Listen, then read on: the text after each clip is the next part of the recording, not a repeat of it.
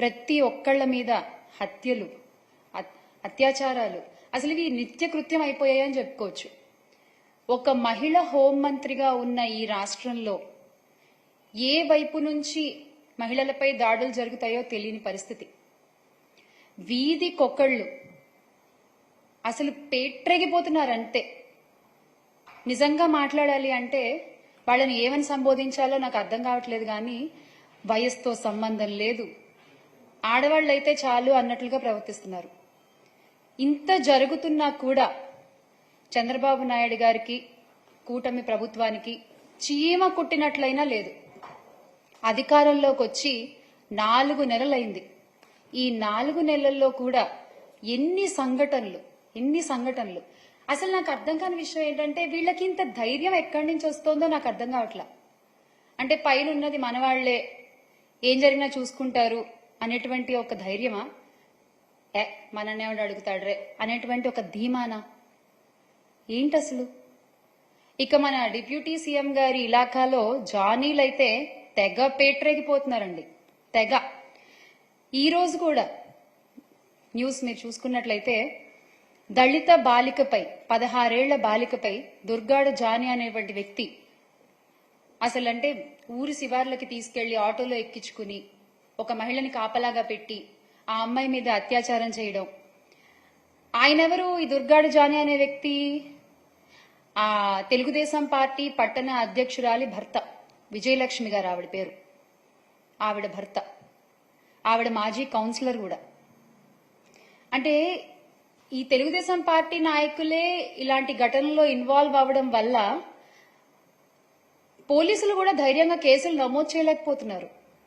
ఈ సంఘటనలో కూడా, ఈ దుర్గాడ జానీ సంఘటనలో కూడా డంప్ యార్డ్ లో ప్లాస్టిక్ బాటిల్ ఏరుకునేటువంటి వ్యక్తి పట్టుకుని రెడ్ హ్యాండెడ్ గా పోలీసులకు అప్పచెప్తే అప్పుడు కూడా వాళ్ళు కేసు నమోదు చేయలేదండి. ఆ దుర్గాడ జానీ అనేటువంటి వ్యక్తిని కాపాడడానికే ప్రయత్నం చేశారు. ఇక బాలిక కుటుంబ సభ్యులు పోలీసులపై ఒత్తిడి తీసుకొస్తే ఇక తప్పక వాళ్ళు కేసుని నమోదు చేశారు. ఇది లేటెస్ట్. ఇక మొన్నటికి మొన్న పుంగనూరులో జరిగినటువంటి ఆసిఫియా ఘటన తీసుకున్నట్లయితే ఆ అమ్మాయి కనిపించట్లేదు అని కుటుంబ సభ్యులు ఎప్పుడైతే పోలీసులకి ఫిర్యాదు చేశారో అప్పుడే పోలీసులు గనక సరైన యాక్షన్ తీసుకుని సరిగ్గా మనసు పెట్టి వెతికి ఆ పాపని తీసుకొచ్చి ఆ తల్లికి ఇచ్చుంటే ఎంత బాగుండేదండి. 5-6 రోజుల కాలం గడిపేశారు పట్టించుకోకుండా. చివరికి ఆ పాప చచ్చిపోయి కనిపించింది. ఆ తల్లి పడేటువంటి ఆ కడుపు కోత ఎలా ఉంటుందో ఒక తల్లిగా నేను అర్థం చేసుకోగలను. అంటే ఏం లేదు, చిన్న బాధ. ముందే ఒక్క అడుగు ముందే ఉంటే పోయిందేంటి, ఏముంది, ఒక తల్లి కూతురు కలిసేవాళ్లు కదా అనేటువంటి ఒక బాధ, అంతే, అంతకంటే ఏం లేదు. ఎప్పుడైతే ఇందులో ఇంకో గొప్ప విషయం ఏంటంటే ఎప్పుడైతే జగన్మోహన్ రెడ్డి గారు ఆ బాధితురాలి కుటుంబాన్ని పరామర్శించడానికి నేను వెళ్తున్నాను అని చెప్పారో అప్పటి వరకు ఎవ్వరూ స్పందించలేదు, అప్పటి వరకు ఎవ్వరూ పట్టించుకోలేదు.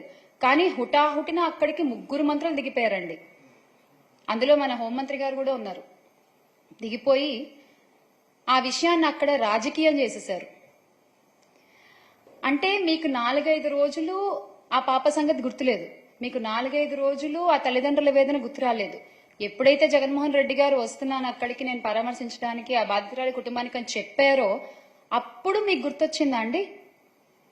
అప్పుడు దాకా మీకు అసలు అక్కడికి వెళ్లాలని కూడా అనిపించలేదా? నిజంగానా? ఏదేమైనా ఆ ఆసిఫియా అయితే ఈ లోకం నుంచి వెళ్లిపోయింది. చాలా చాలా బాధాకరమైన విషయం ఇది. ఆ తల్లికి అమ్మ, ఎస్ మేమందరం ఉన్నాం మీకు, మీరు అధైర్యపడద్దు. ఇది ఆసిఫియా సంగతి. ఇక తర్వాత పోలీస్ అధికారులు గురించి మనం మాట్లాడుకుంటున్నాం. పోలీసులు ఏం కేసులు నమోదు చేయట్లేదు, పోలీసులు తెలుగుదేశం పార్టీ నాయకుల్ని కాపాడడానికి ప్రయత్నం చేస్తున్నారు అని చెప్పి మాట్లాడుకుంటున్నాం. కానీ పాపం వాళ్ళు మాత్రం ఏం చేస్తారులేండి, వాళ్ళ కుటుంబాలకే రక్షణ లేదు, వాళ్ళ కుటుంబాలకే రక్షణ లేదు ఈ రోజున రాష్ట్రంలో. సిఐ ధర్మవరంలో 1 టౌన్ సిఐ నాగేంద్ర ప్రసాద్ గారు వాళ్ళ అమ్మగారు, 62 ఏళ్ల ఆవిడికి, స్వర్ణకుమారి గారు ఆవిడ పేరు, ఆవిడని కిడ్నాప్ చేశారు. 9 రోజులైనా సరే ఎటువంటి యాక్షన్ తీసుకోలేదు. 9 రోజులైనా వెతికే ప్రయత్నం చేయలేదు. కనీసం ఆవిడ ఎక్కడుంది మినిమం అయినా పట్టించుకోవాలి కదండి. అలా ఏమీ పట్టించుకోకుండా వదిలేశారు. ఏమైంది? చివరికి ఆమె హత్యకు గురైంది. పోలీసుల కుటుంబాలకే రక్షణ లేకపోతే ఇక మిగతా వాళ్ళ పరిస్థితి ఏంటి? ఈ రాష్ట్రంలో ఏంటి మిగతా వాళ్ళ పరిస్థితి? రాష్ట్ర ప్రభుత్వము పోలీస్ వ్యవస్థకు వారి అసమర్థతకు గుర్తుగా ఇంకొక సంఘటన కూడా మనం చెప్పుకోవాలి. ఇక్కడ నంద్యాల జిల్లా మచ్చుమర్రి ఉదంతం మీ అందరికీ బాగా తెలిసే ఉంటుంది. మచ్చుమర్రికి చెందిన వాసంతి అనే 5వ తరగతి విద్యార్థినిపై జూలై 7న కొందరు ఆ అమ్మాయిని అపహరించుకుపోయారు. ఆ తర్వాత ఆ అమ్మాయిని అత్యాచారం చేసి వాళ్ళ కుటుంబీకులు పోలీసుల్ని కాపాడమని అడిగితే, కంప్లైంట్ చేయమని అడిగితే, ఆ కంప్లైంట్ ఏదో తూతు మంత్రంగా అలా నోట్ చేసుకుని వాళ్ళకేదో కథ చెప్పారు. అత్యాచారం చేసి కృష్ణానదిలో పడేశారు అని చెప్పేసి చేతులు దులిపేసుకున్నారు. ఆ తర్వాత ఆ అక్యూజ్డ్ సంబంధించిన కుటుంబానికి సంబంధించిన ఎవరో ఒకరిని లాకప్ డెత్ చేసి కేసుని డైవర్ట్ చేసే ప్రయత్నం చేశారు తప్ప ఈ రోజుకి కూడా ఆ బాడీ ఏమైంది ఎవరికి తెలియదు. ఆ కుటుంబానికి ఆ అమ్మాయి బాడీ అందలేదు. ప్రభుత్వం నుంచి ఆ కుటుంబానికి ఎటువంటి న్యాయమూ జరగలేదు. ఏంటండి మహిళలకు మీరు ఇచ్చే గౌరవం? ఏంటండి చిన్నపిల్లల్ని మీరు కాపాడేటువంటి విధానం? ఇదా? మళ్ళీ గౌరవనీయులైన హోమ్ మినిస్టర్ గారు వంగలపూడి అనిత గారు ఒక మహిళ. ఇక కృష్ణా జిల్లా గుడ్లవల్లేరు ఇంజనీరింగ్ కాలేజ్ విషయం తీసుకుంటే 300 మంది అమ్మాయిలు రోడ్డెక్కి బాబు మా వీడియోలు అక్కడ ఉన్నాయి అని లబో దిబోమని మొత్తుకుంటున్నా కూడా గుట్టు చప్పుడు కాకుండా ఆ ఇష్యూని భలే మట్టు పెట్టేశారు. అసలు అంటే ఇమ్మీడియట్ గా హాలిడేస్ ఇచ్చేసి, ఇమ్మీడియట్ గా పిల్లల్ని వాళ్ళ ఇళ్లకు పంపించేసేసి, అసలు ఇక్కడ ఏం లేవు, అసలు ఇక్కడ ఏం జరగలేదు. అరే కళ్ళ ముందు చెప్తున్నారు కదా ఆడపిల్లలందరూ వచ్చి, అది మీకు కనిపించట్లేదా? కావాలని చెప్తారా? సరదాగా చెప్తారా ఆడపిల్లలు ఇలాంటి విషయాల్లో? ఇంకొక ఇంట్రెస్టింగ్ విషయం ఏంటంటే ఇందులో లోకేష్ గారు కూడా అసలు ఇక్కడ కెమెరాలు ఉంటే చూపించాలి మీరు అని చెప్పి క్వశ్చన్ చేయడం అనేది చాలా, అసలు ఏమని సంబోధించాలో కూడా నాకు అర్థం కావట్లేదు. అది ఆయన ఒక గౌరవనీయ పదవిలో ఉండి ఆయన అసలు అలా మాట్లాడచ్చా? ఎంత అండగా నిలబడాలండి ఆ అమ్మాయిలకైనా. కానీ ఆయన చేసిన పని ఏంటి? ఉన్నాయా కెమెరాలు? ఎక్కడున్నాయి? చూపించండి. ఇదా?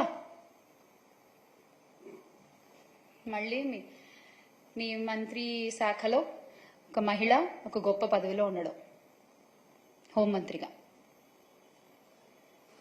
చాలా అన్యాయం అండి ఇది, నిజంగా చాలా అన్యాయం. ఇదే జగనన్న ప్రభుత్వంలో తీసుకున్నట్లయితే క్షేత్ర స్థాయిలో మహిళలకు, చిన్నారులకు, బాలికలకు జగనన్న ప్రభుత్వం అండగా నిలబడింది. దిశ చట్టం ద్వారా ఆ దిశ లక్ష్యాన్ని ఇమ్మీడియట్ గా చేరుకోవడానికి మొబైల్ పోలీసు వ్యవస్థ, మహిళా పోలీసులు, వాలంటీర్లు అందరూ ఒకరికొకరు చేదోడు వాదోడుగా ఉంటూ అసలు ఇలాంటి సంఘటనలు జరగకుండా అడ్డుకునేవారు. జరిగినా ఇమ్మీడియట్ యాక్షన్ తీసుకునేవాళ్లు. బాధితులకి న్యాయం జరిగేది, తప్పు చేసిన వాడికి శిక్ష పడేది. అంత గొప్ప వ్యవస్థని మీరు భ్రష్టు పట్టించారు. అడ్డు అదుపు లేకుండా ఈ రోజున నేరగాళ్లు చెలరేగిపోతున్నారు. ఎందుకు ఆగుతారు? ఇలాంటి గొప్ప గొప్ప వ్యవస్థలు ఉన్నప్పుడు వాటిని అలా ఉంచితేనే మంచిదేమోనండి. ఏమో నాకు అనిపించింది నిజంగా ఈ రోజున.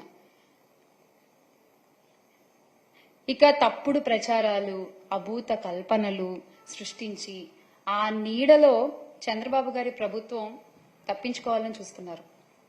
ప్రతి విషయంలోనూ అలాగే చేస్తున్నారు. ఏమనుకుంటున్నారు? ఎవరు చూడట్లేదు అనుకుంటున్నారా? లేకపోతే చూసినా పట్టించుకోవట్లేదు అనుకుంటున్నారా? ఎవరు అడుగుతారులే అనుకుంటున్నారా? ఏమనుకుంటున్నారు మీరు?